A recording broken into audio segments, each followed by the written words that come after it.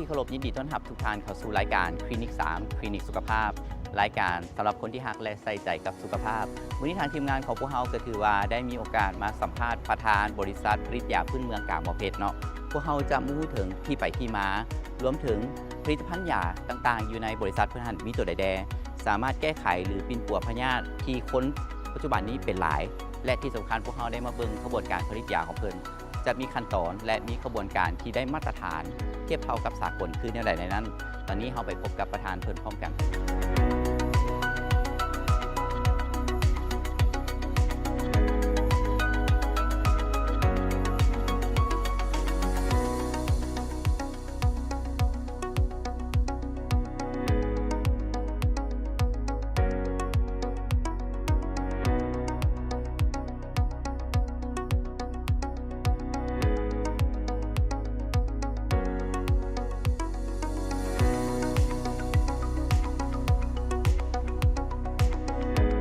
ท่านผู้ชมเข้าร่วมสนทนาในรายการมื้อนี้แล้วก็จะให้ข้อมูลเกี่ยวกับผลิตภัณฑ์ยาพื้นเมืองที่มีคุณภาพใส่บำรุงสุขภาพและก็ปิ่นปัวพยาธิต่างๆนั่นก็แม่นทาน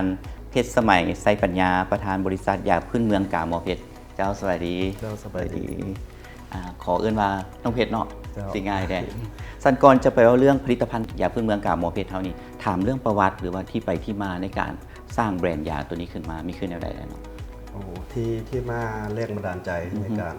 สร้างผลิตภัณฑ์ก็คือเบื้องต้นเราก็ได้ปิดปัวตัวเอกนี่แหละคือทางครอบครัวเนี่ยทางแม่พ่อกับเพื่อนบ่สบายทางด้านกระเพาะแล้วก็ไปค้นคว้าส่องหาเอายามาหลังจากได้มาแล้วก็ให้เพื่อนลอกไซส์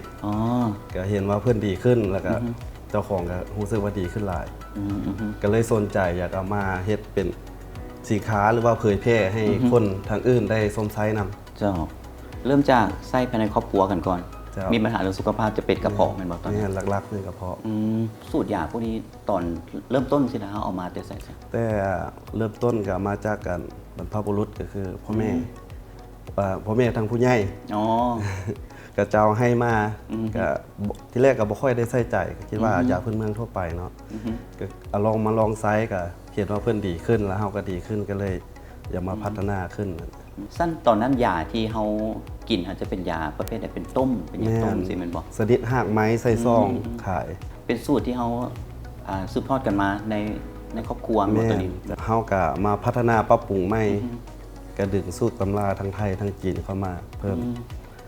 แล้วก็พัฒนาขึ้นมาระยะหนึ่ง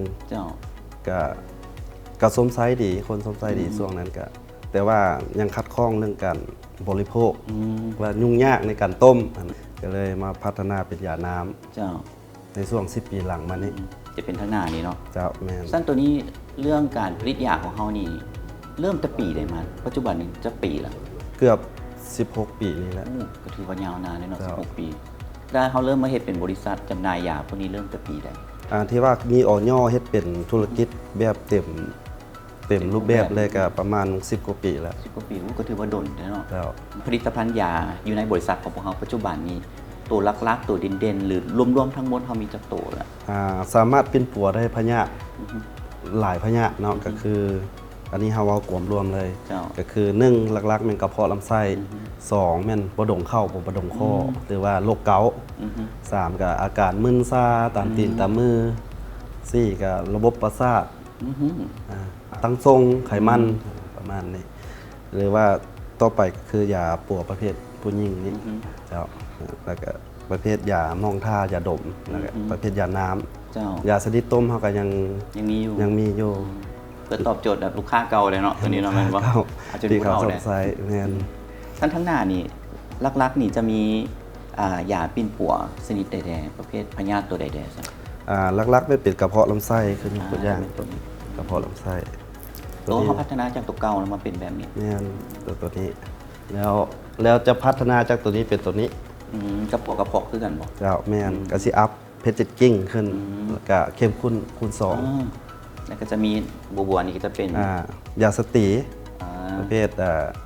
ผู้หญิงแก้6 เดือนมาปกติประจำเดือนมาปกติหรือว่าแม่ลูกอ่อน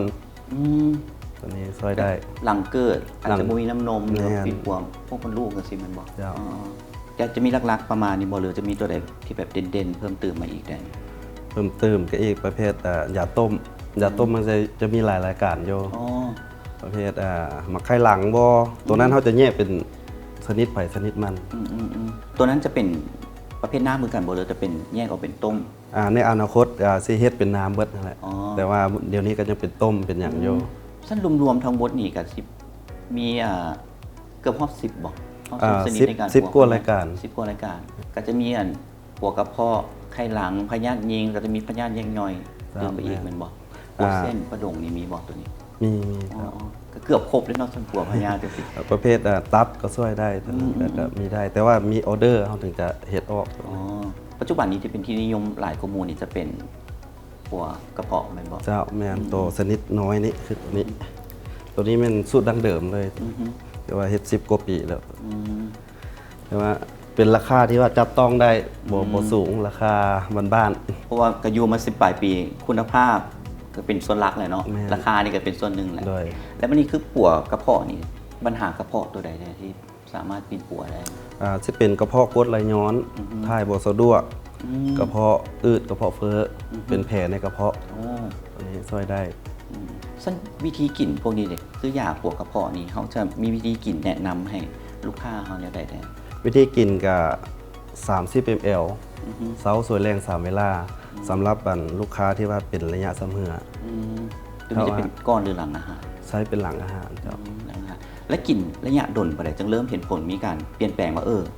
อาการมันเริ่มดีขึ้นอย่างเช่น ระยะอาทิตย์หนึง อาทิตย์ ห หนึ่ รือง ประมาณ เริ่มเห็นผล 2ขวด ตอน2 ขวดก็เห็นผลแล้ว แม่น ก็ใช้เวลาบ่โดนเนาะ ด้วย คืออย่างพื้นเมืองนี่ก็ได้ยินว่าคันท่าปิ่นปัวหรือว่าดีไปแล้วนะมันคือดีไปเลยนะ โดยแม่น เป็นแบบ ส่วนหลาย บ่ ก็เจ้าว่าจังซั่น แล้วการพัฒนาสูตรพวกนี้เดี๋ยวเขามีการร่วมมือหรือพัฒนากว่าจะได้ตัวอย่างหนึ่งๆออกมาจำหน่ายสินะมันใช้เวลาโดนแล้วมีขั้นตอนเนี่ยได้เนี่ย การปรับปรุงสูตรประมาณนี้เฮาก็ได้ค้นคว้าอยู่ตลอด ก็คือบ่ได้มีการหยุดยั้งเฮาก็ฟังจากเสียงของผู้สมใช้ก็เจ้าว่าใช้ยาเข้าไปมีอาการแบบนั้น แล้วเฮาก็มาทอดถอนบทเรียนจากผู้สมใช้ก็เจ้าโทรแจ้งมาจนว่าก็เจ้าโอเคถือว่า 90%แล้วก็เฮาถึงจะได้สูตรนั้น คือการพัฒนาสูตรยาตัวหนึ่งนี่เขาร่วมกับกระทรวงสาธารณสุขแมันบอก ก็มีรายการที่เฮาส่งขึ้นไปมีสูตรนี้มีต้นไม้ชนิดนั้นชนิดนี้ให้กับเจ้าเบิ้งให้กับเจ้าศึกษาน้ำตื้มแล้วก็ผ่านการวิจัยจากกรมอาหารและยา แสดงว่ามั่นใจได้เพราะว่าผลิตภัณฑ์เท่านี้ต้องคัดกรองเอาสิ่งที่ดีที่สุดนะเนาะเรื่องวัตถุดิบแล้วก็มีร่วมมือกับภาคส่วนสาธารณอีก เจ้าแล้วก็ทั้งสมาคมอนุรักษ์ยาพื้นเมืองเฮาก็อยู่ในสมาคมอนุรักษ์ยาพื้นเมือง ก็จะได้มีการแลกเปลี่ยนข้อมูล โดย กันว่าทางนั้น โดย วันนี้ไอ้ก็สนใจตัวหนึ่งเพราะว่าทีมงานเขาเนี่ยก็มีผู้หญิงหลายๆคนที่เนาะมีปัญหาเรื่องสุขภาพสิอยากให้น้องแนะนำคือผลิตภัณฑ์ที่เกี่ยวกับพยาธิยิงสินะ โดย สามารถปินปัวหรือแก้ไขปัญหาตัวใดของพระเจ้าได้ โดย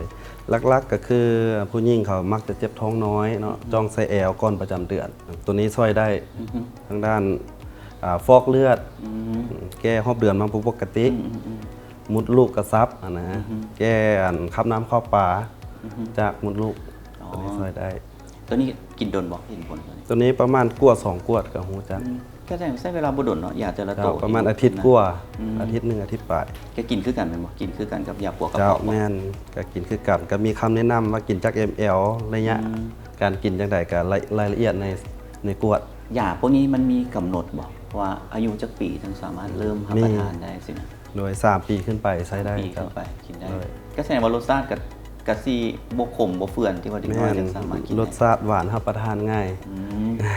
มันก็สามารถตอบโจทย์กับเจ้าได้เนาะ เลย แล้วอันภายหลังที่เขา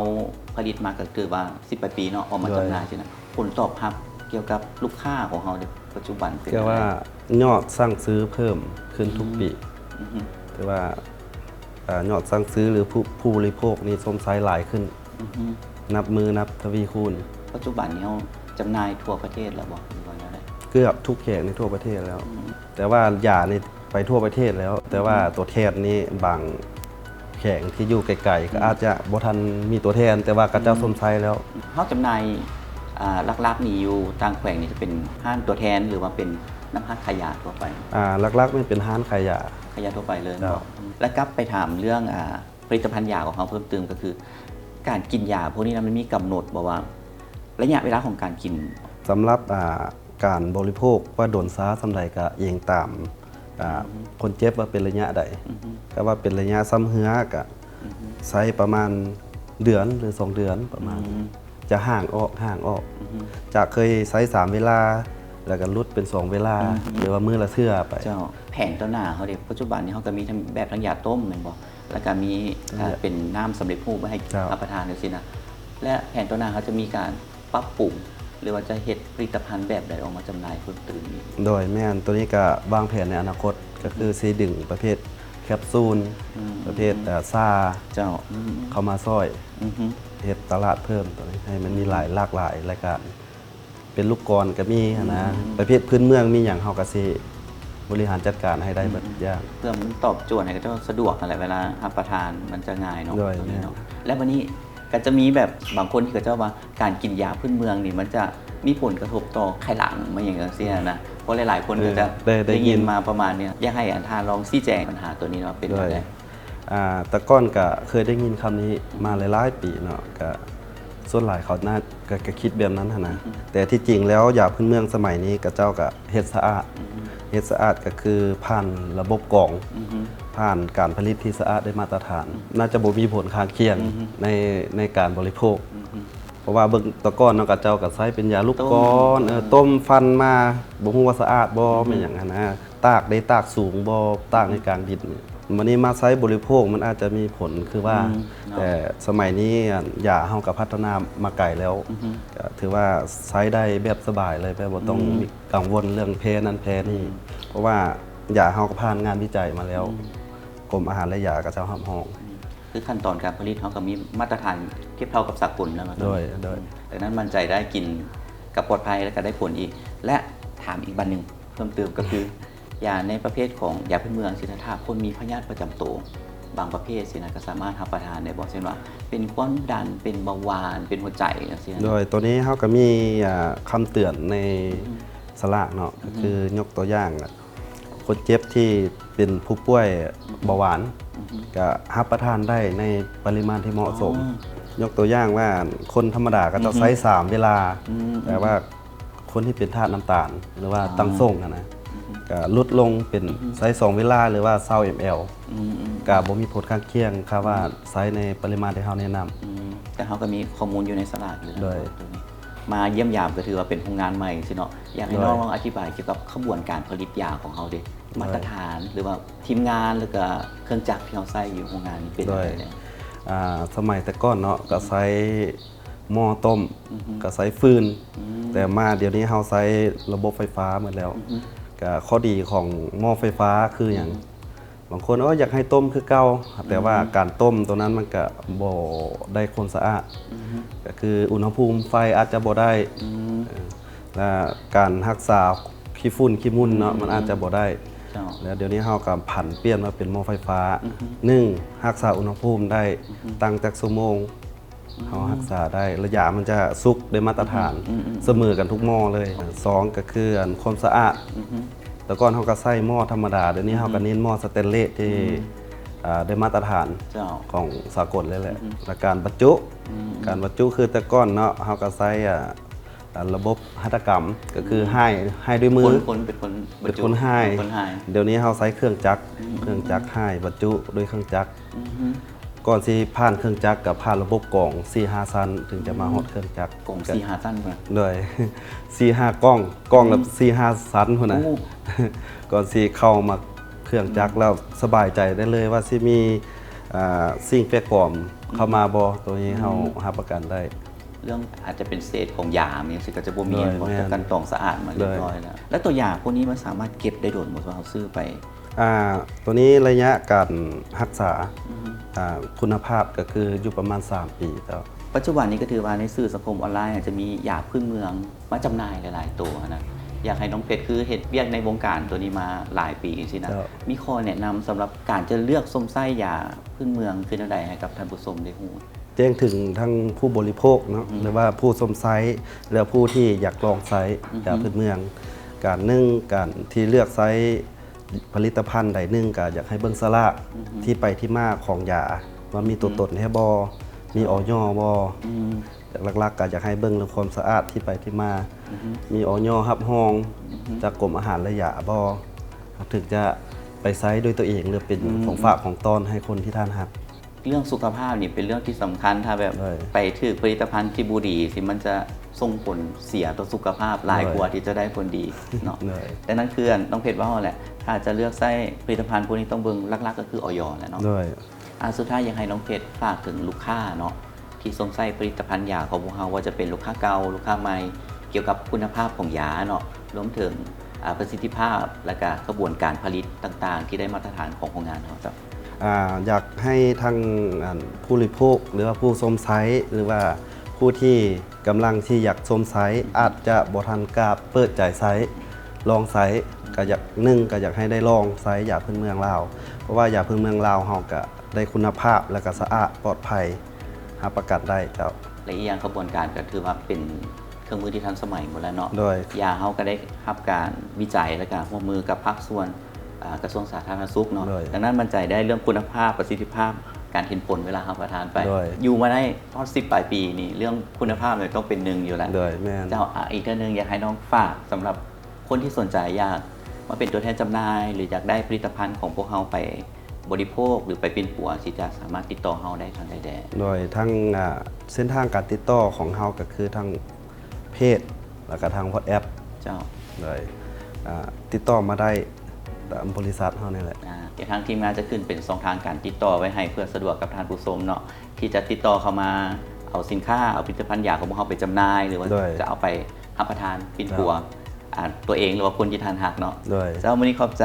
น้องเพชรหลาย ๆสำหรับข้อมูล ด้วย เกี่ยวกับยาพื้นเมืองกับหมอเพชรและก็กระบวนการผลิตต่างๆโอกาสหน้าอาจจะได้มาสนทนาเกี่ยวกับปัญหาอื่น ๆ เกี่ยวกับ ด้วย สุขภาพ อาจจะได้เชิญคนที่เคยสงสัยยาของพวกเราได้เห็นผล ด้วย นะค ได้ รับวันนี้ ได้ ขอบใจหลาย ๆ ครับ ขอบใจ เอาล่ะท่านผู้ชมเมื่อนี้เวลาทางรายการของพวกเราจบลงแล้วข้าพเจ้าทีมงานพร้อมด้วยแขกรับเชิญลาทุกท่านไปก่อน พบกันใหม่อาทิตย์หน้าสำหรับอาทิตย์นี้สบายดี